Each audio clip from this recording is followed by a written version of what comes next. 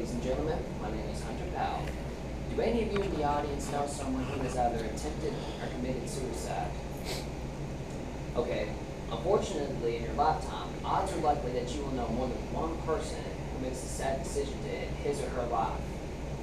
Whenever I heard about a middle school girl from the nearby town of Henderson who decided to end her own life due to bullying, I decided to research more in depth about the topic, not only for individuals, but also for the community and school groups.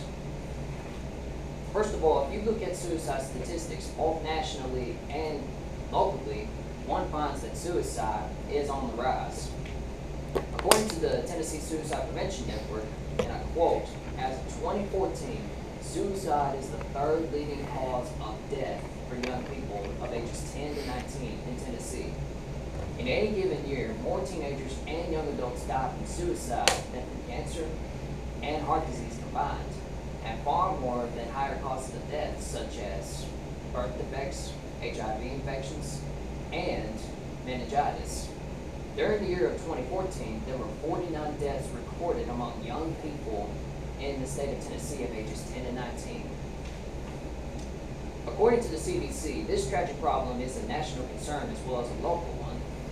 Suicide is the second leading cause of death for young people of ages 10 to 24 years in the United States and accounted for 5,178 deaths recorded in this age group of 2012.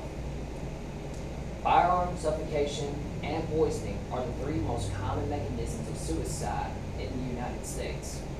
Approximately every 13.7 minutes, another life is lost due to suicide, taking more than 38,364 American lives every year. Every day, around 105.8 Americans take their own lives. What causes seemingly healthy kids and young adults in the prime of their lives to want to end it all?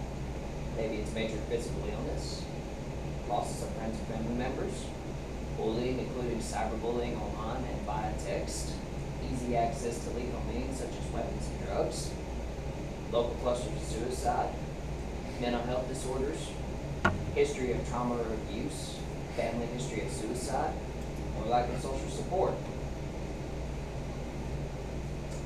Is there anything our society can do to help prevent these tragedies? The first step is to watch out for warning signs such as acquiring a gun or stockpiling pills, talking about wanting to kill oneself, impulsivity and increased risk-taking, giving away prized possessions, self-destructive acts such as cutting yourself, increased drug or alcohol abuse, and talking about no reason to live. What should you do if you identify a warning sign? Take it seriously. Almost 80% of all suicides had given some warning of their intentions. Ask directly.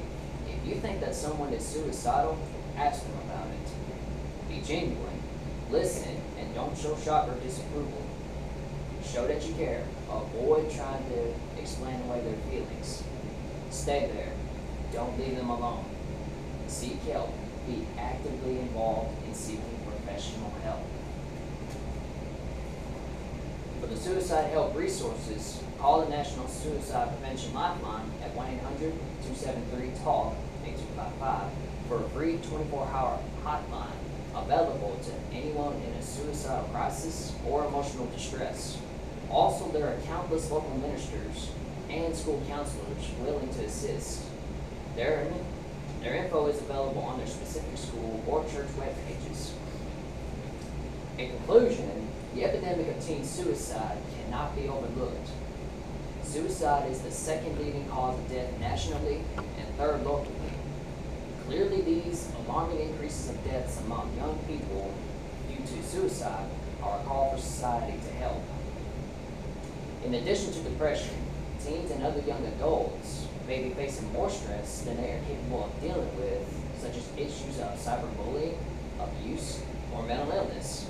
If you know anyone who exhibits the warning signs as detailed in the presentation, please do not hesitate to utilize the resources in the presentation, such as suicidal prevention hotlines.